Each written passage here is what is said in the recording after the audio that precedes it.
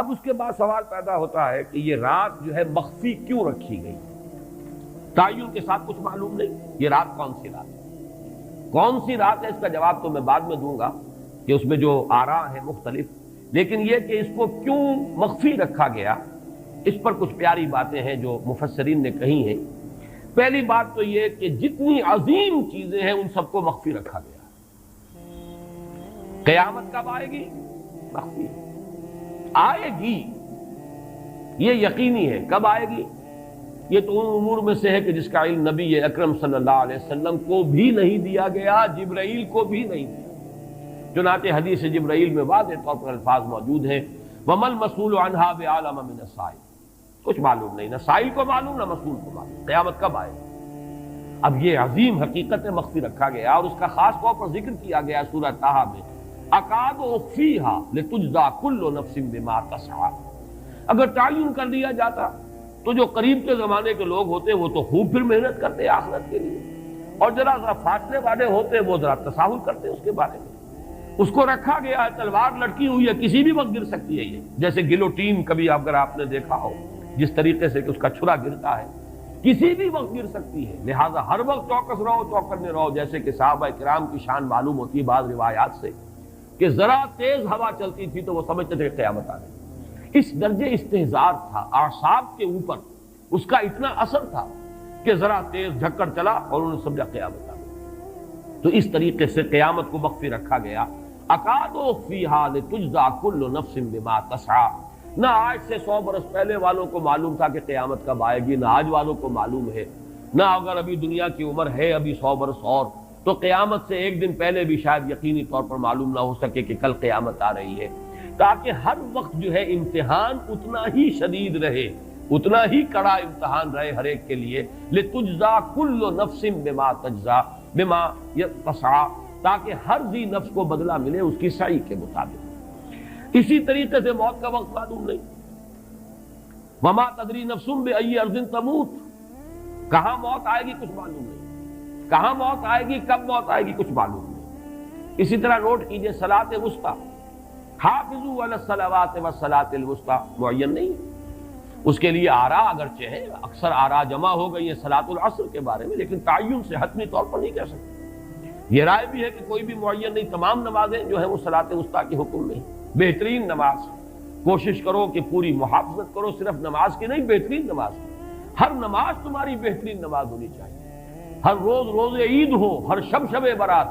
اگر اللہ تعالیٰ کے ساتھ کوئی قلبی ربط ہے تو ہر دن جو گزر رہا ہے وہ روز عید ہے، اور ہر شب جو گزر رہی ہے وہ شب برات ہے۔ لیکن اگر وہ کہ انسان کو غفلت ان کے قلب پر طاری ہے تو وہ عید کا دن بھی اس کے لیے ایک عام دن ہے، اور شب برات بھی اس کے لیے ویسی ہی ایک رات ہے جیسی کہ ہر روز آتی ہے اور چلی جاتی ہے۔ اس اعتبار سے اس کو بھی خاص جو ہے معین نہیں کیا گیا صلاۃ وسطیٰ کون سی ہے۔ اسی طرح بعض روایات میں جو آتا ہے اسم اعظم، اللہ کا ایک نام ایسا ہے کہ اس کے واسطے سے اللہ سے جو بات مانگی جائے وہ رد نہیں ہو، لیکن وہ کون سا نہیں بتایا گیا۔ اقوال ہیں، اندازے ہیں، حی و قیوم پر زیادہ، الحی القیوم پر زیادہ لوگوں کا جو ہے وہ اجماع ہوا ہے، لیکن یہ کہ یقین سے نہیں کہہ سکتے۔ تو اسی میں اس کو بھی نوٹ کر لیجئے کہ اس کو مخفی رکھا گیا ہے لیلۃ القدر کو۔ لوگ زیادہ سے زیادہ محنت کریں، زیادہ سے زیادہ مشقت کریں،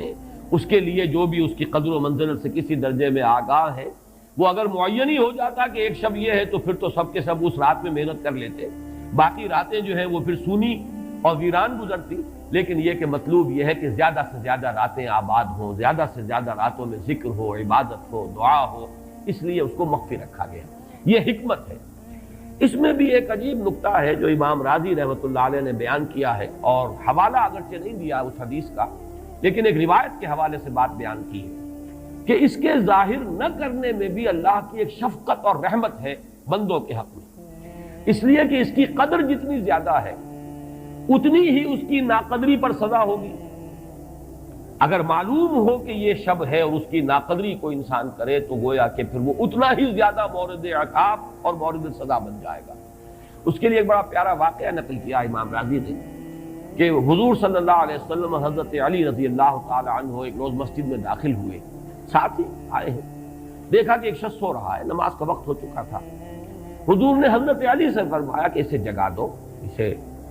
ہوش میں لے آؤ تاکہ یہ وضو کرے، نماز کے لیے تیاری کرے۔ حضرت علی نے امتثال امر کیا، جا کر جگا دیا۔ لیکن پھر ایک سوال کیا حضرت علی کہ حضور آپ تو خود نیکی کے کاموں میں بہت سبقت فرمانے والے ہیں، سباق بالخیر یہ لفظ ہے، سبقت کرنے والے بہت کثرت کے ساتھ، تو آپ نے یہ جو ہے یہ کام خود کیوں نہیں فرمایا اور مجھے کیوں اس کے لیے آپ نے حکم دیا؟ آپ خود بھی اسے جگا سکتے تھے۔ آپ نے فرمایا کہ تم اس کی حکمت کو سمجھ لو، میرے جگانے پر اگر وہ نہ جاگتا اور انکار کر دیتا تو کفر ہو جاتا اس کے حق میں، اور تمہارے جگانے پر اگر کوئی تساہل سے بھی وہ کام لیتا تو وہ کفر نہ ہوتا۔ تو یہ ایک فرق ہے کہ اللہ تعالیٰ کی طرف سے ایک شفقت ہے کہ حضور صلی اللہ علیہ وسلم جگاتے اور کسی درجے میں وہ انکار کر دیتا۔ کبھی ایسا بھی ہوتا آدمی نیند میں ہے اور وہ کہتا جاؤ جاؤ مجھے آرام کرنے دو، تو اگر میرے ساتھ یہ معاملہ ہوتا تو وہ کفر کے درجے کو پہنچ جاتی بات، لیکن اگر تمہارے ساتھ یہ معاملہ ہو بھی جاتا تو اس درجے شدید نہ ہوتا۔ تو گویا کہ حضور نے اس شخص پر شفقت کے اعتبار سے یہ شکل اختیار کی کہ خود نہیں جگایا، بلکہ یہ کہ حضرت علی رضی اللہ تعالیٰ عنہ کو حکم دیا کہ اسے جگا دیں۔ تو یہ نقطہ کہ لیلۃ القدر کے اخفاء میں یہ بات بھی ہے کہ اگر اس کو عیاں کر دیا جاتا، معین کر دیا جاتا، تو پھر جو لوگ اس سے غافل رہتے پھر وہ بہت سخت ناقدری کا ارتکاب کرتے اور بڑی سزا کے مستوجب ہو جاتے۔ اب چھٹی بحث ہے کہ وہ رات کون سی ہے۔ اگرچہ ایک رائے شاذ یہ بھی ہے کہ وہ رمضان سے باہر کی رات بھی ہو سکتی ہے، لازم نہیں ہے کہ رمضان ہی کی کوئی شب ہو۔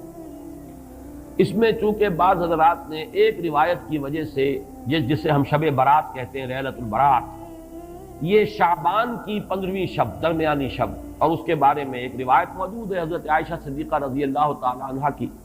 کہ رات کے وقت ان کی آنکھ کھلی اور وہ باری آپ ہی کے پاس شب باسی کی تھی حضور کی، تو حضور موجود نہیں تھے، تو تشویش ہوئی کہاں گئے۔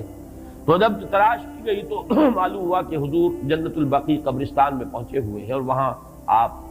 ان کے لیے جو بھی وہاں دفن ہیں ان کے لیے استغفار فرما رہے ہیں۔ جب پوچھا گیا معاملہ کیا، تو آپ نے فرمایا یہ بڑی عظیم رات ہے اور اس رات میں فوت ہونے والوں کا فیصلہ ہو جاتا ہے، پیدا ہونے والوں کا فیصلہ ہو جاتا ہے۔ تو اب وہ بھی ایک لیلہ مبارکہ، اسی وجہ سے بعض لوگوں نے وہ جو سورہ دخان کی ابتدائی آیات ہے انا انزلناہ فی لیلۃ مبارکۃ، اس کو محمول کیا ہے اسی رات پر کہ جس کو ہم شب برات کہتے ہیں اپنی عام اصطلاح میں، لیلۃ البرات اسے عربی میں کہا جاتا ہے۔ برات کے معنی کسی کا چھٹکارا پا لینا۔ یہ شب برات جو ہے وہ برات شادی والی برات نہیں ہے، بلکہ یہ برات کا لفظ ہے عربی زبان کا، جو ہمارے ہاں وہ غلط العام میں برات شب برات بن گیا ہے۔ برات، برات من اللہ ورسولہ، جو سورہ برات کا پہلا لفظ ہے کہ چھٹکارا پانا، کہ وہ رات بھی ایسی ہے کہ اس میں انسان استغفار کرے اور اللہ تعالیٰ سے اپنے گناہوں کی معافی مانگے تو اپنے آپ کو جہنم سے چھٹکارا دلا سکتا ہے، وہ شب برات ہے۔ اس اعتبار سے کچھ لوگوں نے گمان کیا کہ شاید لیلۃ القدر اور لیلہ مبارکہ اس حدیث کی روح سے وہی شب ہے، وہ ظاہر بات ہے کہ خارج از رمضان مبارک ہے، اور یہ کہ اس کے علاوہ بھی بعض آراء ہیں، لیکن یہ آراء جو ہے شاذ کے درجے میں۔ میں یہ کہہ سکتا ہوں کہ تقریباً اجماع ہے اس پر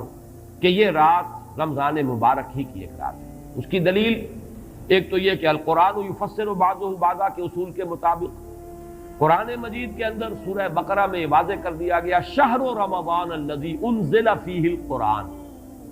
رمضان مبارک کا مہینہ وہ ہے کہ جس میں قرآن نازل کیا گیا، اور یہاں فرمایا انا انزلناہ فی لیلۃ القدر، ہم نے اس کو اتارا ہے لیلۃ القدر میں۔ ان دونوں کو جوڑیے تو اس کا ایک لا محالہ جو ایک انیویٹیبل رزلٹ نکلتا ہے وہ یہی ہے کہ یہ لیلۃ القدر رمضان مبارک میں۔ دوسری اس کی تائید ہوتی ہے وہ مشہور حدیث جس کو الحمدللہ کہ ہم نے بہت عام کیا ہے، رمضان مبارک کی آمد سے قبل کوشش ہوتی ہے ہر سال جو ہے اس کی یاد دہانی کرا دی جائے۔ ایک طویل خطبہ جو حضور نے دیا تھا، خطبنا رسول اللہ صلی اللہ علیہ وسلم فی آخر یوم من شعبان، یہ حضرت سلمان فارسی رضی اللہ تعالیٰ عنہ سے مروی ہے کہ حضور نے شعبان کے آخری دن ہمیں خطبہ ارشاد فرمایا، یا ایھا الناس قد اظلکم شہر عظیم شہر مبارک شہر فیہ لیلۃ خیر من الف شہر، لوگوں آگاہ ہو جاؤ، تم پر ایک بہت مبارک مہینے نے، بڑی عظمت والے مہینے نے سایہ کر دیا ہے، سایہ فگن ہو گیا ہے تم پر ایک مہینہ جو بڑی عظمت والا ہے، شہر عظیم جو بڑی برکت والا ہے، شہر مبارک، اور تیسرا جملہ اس میں یہی ہے شہر فیہ لیلۃ خیر من الف شہر، وہ مہینہ کہ جس میں ایک رات وہ بھی ہے کہ جو 1000 مہینوں سے افضل ہے۔ ان دونوں چیزوں کے حوالے سے تقریباً دلائل بھی موجود ہیں، اور ویسے یہ کہ جیسا کہ میں عرض کر چکا ہوں اجماع ہے کہ یہ رمضان مبارک ہی کی ایک شب ہے۔ لیکن رمضان مبارک کی کون سی شب ہے، اس پر بعض مفسرین نے تو لکھا ہے کہ 40 قول ہیں۔ چنانچہ صاحب تفسیر مظہری قاضی ثناء اللہ پانی پتی نے، میں نے وہ تفصیل تو نہیں پڑھی، کہ 40 قول نقل کیے، لیکن امام راضی نے جو 9 قول نقل کیے ہیں وہ میں تیزی کے ساتھ آپ کو سنا دیتا ہوں۔ ابن رزین رحمہ اللہ کا قول یہ ہے کہ رمضان کی پہلی شب ہے۔ حضرت حسن بصری رحمت اللہ علیہ، یہ ہے تابعین میں سے، اس لیے میں رضی اللہ عنہ نہیں کہہ رہا، رحمت اللہ علیہ، حضرت حسن بصری رحمت اللہ علیہ کی رائے ہے کہ یہ 17ویں شب ہے، یعنی وہ شب کہ پھر جس کے اگلے دن جو ہے وہ غزوہ بدر ہوا ہے، یوم الفرقان۔ حضرت انس رضی اللہ تعالی عنہ مرفوعاً روایت کرتے ہیں کہ یہ 19ویں شب ہے۔ محمد بن اسحاق جو بہت بڑے سیرت نگار ہیں حضور کے، ان کا قول ہے کہ یہ 21ویں شب ہے۔ حضرت عبداللہ ابن عباس رضی اللہ تعالی عنہما سے قول جو ہے مروی ہے کہ یہ 23ویں شب ہے۔ حضرت عبداللہ ابن مسعود رضی اللہ تعالی عنہ سے مروی ہے کہ یہ 24ویں شب ہے، اور اس کو میں ذرا اہمیت دیتا ہوں اس لیے کہ 24ویں شب جو ہے سورہ علق کی ابتدائی آیات کے نزول کے ضمن میں کچھ حساب کتاب کے جوڑنے سے 24ویں اور 25ویں شب کا بھی معاملہ جڑتا ہے، جو کہ میں نے آپ کو سورہ علق کے درس کے دوران بتایا تھا۔ اس کے بعد حضرت ابو ذر غفاری رضی اللہ تعالیٰ عنہ کا قول ہے کہ یہ 25ویں شب ہے۔ اس کے بعد حضرت ابی ابن کعب رضی اللہ تعالیٰ عنہ کا قول ہے، یہ وہ ہے جن کو کہ حضور نے خود فرمایا کہ اقرأہم ابی ابن کعب، قرآن مجید کے سب سے بڑے قاری حضرت ابی ابن کعب ہیں رضی اللہ تعالیٰ عنہ، اور ان کے بھی سینے پر آپ نے تھپکی دی تھی کہ ایک سوال کیا آپ نے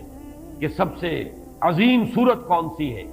اور جب انہوں نے صحیح جواب دے دیا سورہ فاتحہ، تو پھر یہ کہ اس پر حضور نے تھپکی دی کہ تمہیں اللہ تعالیٰ نے بہت صحیح مناسبت عطا کی ہے علم کے ساتھ۔ ان کی اور صحابہ میں سے بہت سے لوگوں کی رائے، یہاں تک کہ یہ کہا جا سکتا ہے کہ بقیہ اقوال جو ہیں وہ شاذ کے درجے میں ہیں، اور یہ گویا کہ اگر اجماع نہ کہا جائے تو بہت حد تک اتفاق کے درجے میں ہے کہ یہ 27ویں شب ہے۔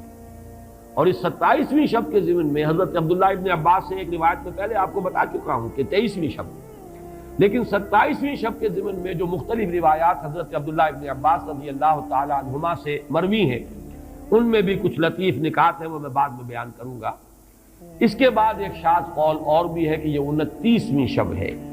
تو یہ گویا کہ 9 ہے اقوال، جن میں سے بعض جلیل القدر صحابہ کے ہیں، عبداللہ ابن مسعود، ابو ذر غفاری، ابن عباس، ابی ابن کعب، لیکن یہ ہے کہ سب سے زیادہ جو اتفاق اگر اجماع نہ کہا جائے تو 27ویں شب پر ہے۔ اس 27ویں شب کے بارے میں حضرت عبداللہ ابن عباس نے 3 نکتے بیان کیے۔ ایک نکتہ تو یہ ہے کہ یہ پوری سورہ مبارکہ جو ہے سورۃ القدر، اس میں 30 الفاظ ہیں، اور ان 30 الفاظ میں سے 27واں لفظ ہے ہی حتی مطلع الفجر، یہ 27واں ہے۔ اس کے اعتبار سے گویا کہ انہوں نے ایک ربط قائم کیا ہے کہ یہ 27ویں شب ہے۔ ایک بات انہوں نے یہ کہی ہے کہ اللہ تعالیٰ کو وطر محبوب ہے، اللہ وطر و یحب الوطر، اللہ خود بھی اکیلا ہے اور وطر کو پسند کرتا ہے۔ پھر یہ کہ وطر جو ہے اب رمضان مبارک کے اندر اگر وہ وطر شمار کیے جائیں گے تو 14-15 وطر بن جائیں گے، لیکن اس میں چونکہ آخری عشرے کے بارے میں بہت سی روایات جو ہیں ان کا تقریباً اجماع ہو جاتا ہے کہ آخری عشرے میں، تو آخری عشرے میں بھی 5 وطر آئیں گے، 21ویں، 23ویں، 25ویں، 27ویں، 29ویں۔ لیکن حضرت عبداللہ ابن عباس کہتے ہیں کہ 7 کا ہندسہ اللہ تعالیٰ کو بہت پسند ہے، اور بہت سی چیزیں جو ہیں عالم تکوینی میں بھی اور عالم تشریعی میں بھی بہت سی چیزیں وہ ہیں کہ جو 7 کے ہندسے کے ساتھ وابستہ ہیں۔ 7 آسمان ہیں، 7 زمینیں ہیں، ہفتے کے 7 دن ہیں، طواف کے 7 شوط ہیں، سعی بین صفا والمروہ وہ بھی 7 مرتبہ ہے، ادھر سے ادھر، ادھر سے ادھر 7۔ اسی طریقے سے سجدے کے اعضاء بھی 7 ہیں، تو اس سے انہوں نے پہلے وطر اور وطر کے بعد 7 کا حصہ، رمضان کے آخری عشرے کی وطر راتیں اور ان میں 7ویں رات یعنی 27ویں شب، وہ اپنے اس حساب کتاب سے بھی، اور جب انہوں نے یہ بات بیان کی تو حضرت عمر رضی اللہ تعالی عنہ نے ان کی تحسین کی تھی۔ آخری بات اور بھی کہی گئی ہے کہ لیلۃ القدر جو ہے اس کے اندر حروف کو اگر شمار کیا جائے تو 9 بنتے ہیں، اور یہ لیلۃ القدر اس سورہ مبارکہ میں 3 مرتبہ آیا ہے۔ انا انزلناه فی لیلۃ القدر وما ادراک ما لیلۃ القدر لیلۃ القدر خیر من الف شہر، اس اعتبار سے بھی 3 کو ضرب دی جائے 9 سے تو وہ بھی 27 کا عدد بنتا ہے۔ بہرحال یہ میں نے جیسا کہ عرض کیا تھا کہ ان کا کوئی تعلق نہ صرف سے ہے، نہ نحو سے ہے، نہ روایات سے، لیکن بہرحال حضرت عبداللہ ابن عباس کا ایک ذوق ہے، اس کو آپ ذوقی باتیں بھی کہہ سکتے ہیں، لیکن یہ کہ حضرت عبداللہ ابن عباس کی ذوقی بات ہے، لہذا اس کا کم سے کم تذکرہ ہو جانا چاہیے۔ ایک بحث یہ ہے کہ اہیا باقیۃ ام لا، کیا یہ رات جو اس کی عظمت تھی یہ باقی ہے یا صرف وہی رات جو تھی جس میں کہ قرآن مجید نازل کیا گیا وہی عظمت کی حامل تھی؟ انا انزلناہ فی لیلۃ القدر، یا یہ کہ اب بھی ہر سال یہ رات آ رہی ہے تو اسی عظمت کی حامل ہے، اسی قدر و منزلت کی، اسی برکت کی حامل ہے؟ اس پر بھی تقریباً ایک اجماع ہے کہ یہ لیلۃ القدر باقی ہے، ہر سال آتی ہے۔ اس کے ضمن میں بلکہ میں چاہتا ہوں کہ اپنے قول کی تصحیح کر دوں کہ میں ایک رائے میں نے ابتدائی دور میں بیان کی ہے اپنے بعض خطبات میں، تقاریر میں، اور وہ جیسا کہ ایک خطیبانہ انداز ہوتا ہے، قرآن مجید کی عظمت کے بیان کے ضمن میں یہ باتیں، یہ بھی نکتے کے درجے کی باتیں ہوتی تھی اور وہ میں بیان کرتا رہا ہوں کہ قرآن ہے اصل عظمت کی حامل شے، جس رات میں یہ قرآن نازل ہوا وہ لیلۃ القدر بن گئی، گویا کہ لیلۃ القدر کی عظمت جو ہے وہ قرآن کی عظمت سے مستعار ہے۔ جس مہینے میں یہ نازل ہوا وہ مذہب جو ہے، وہ مہینہ جو ہے مبارک ہو گیا، شہر المبارک، اور وہ مہینہ جو ہے وہ روزے کی عظیم عبادت کے لیے مختص کر لیا گیا۔ اسی طریقے سے جو دن اس کی تعلیم کے لیے خاص کیا گیا، جو جمعے کا دن جو ہے وہ در حقیقت تعلیم قرآن کے لیے، یتلو علیہم آیاتہ ویزکیہم ویعلمہم الکتاب والحکمہ، جو حضور کا عمل تھا اسی کو دوام عطا کیا گیا ہے خطبہ جمعہ کی صورت میں۔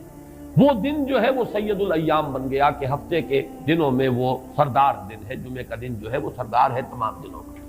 یہ بات اپنی جگہ پر صحیح ہے جہاں تک اصولی اعتبار سے، لیکن میں اس میں جو تصحیح کر رہا ہوں جزوی طور سے وہ یہ ہے کہ لیلۃ القدر کی عظمت جو ہے وہ خود اپنی جگہ پر ہے، فی نفسہا ہے، اپنے ہی مقام پر ہے، اپنی جگہ ہے، بجائے خود، جسے کہتے ہیں فارسی میں بجائے خود عظمت کی حامل ہے۔ اور اس کی عظمت کا مقام یہ بھی ہے کہ اس میں فیہا یفرق کل امر حکیم، تمام معاملات جو ہیں اللہ کے فیصلے جو ہیں ان کو ایشو کر دیا جاتا ہے، وہ گویا کہ حوالے کر دیے جاتے ہیں، وہ فیصلے صادر ہو جاتے ہیں اللہ تعالیٰ کی جناب سے، تو یہ اس کی عظمت قدیم ہے۔ قرآن کا نزول اس کے ساتھ شامل کیا گیا ہے کہ اس عظیم رات کا انتخاب کیا گیا ہے قرآن کے نزول کے لیے۔ یہ میں چاہتا تھا کہ اپنے ان سابقہ بیانات کے ضمن میں یہ تصحیح جو ہے میں آپ کو نوٹ کرا دوں۔